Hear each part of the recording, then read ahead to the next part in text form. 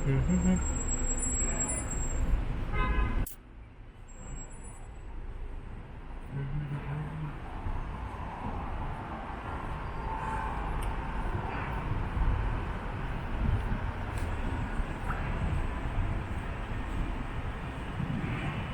شهر کویت بوده مغازه چی؟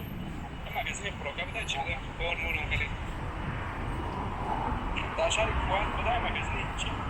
مغازه فروکا بوده چی بوده؟ هورمون خیلی شهر چی؟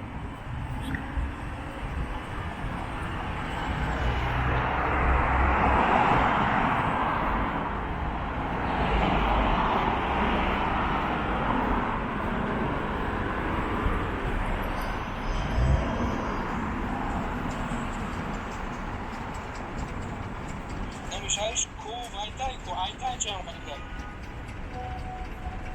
خیلی نه وای کویت دولت شهر نیست. کویت هم دولتی پیشرفته و در جای ما داخل نمیشه، ما دیگه جدا بدیم کو. کویت один республика да, دیگه республика و دبی اوایه میشه. و ترکیه وای اماراتی عربی گچ میگن اون خیلی ده کرچی. 1200 دلار ده دیگه اصلا برای فیسا همین 1200 دلار شما بر کورس بینه کورس ازن بینه کنی چند دلار میشه همین 1200 دینار.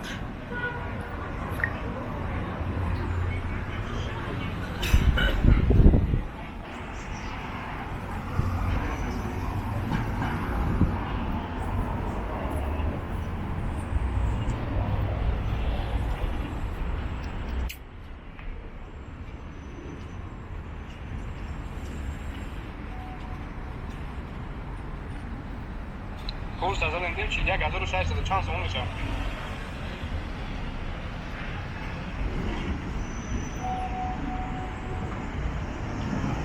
کورس داری یا یه بشه نه اکبر جان درست ای کورس شما خیلی بلند ای پول قوایت ایو وای دیگه دولت ایو ما در قوایت نبود ما در دبی بودم دبی دیگه جوه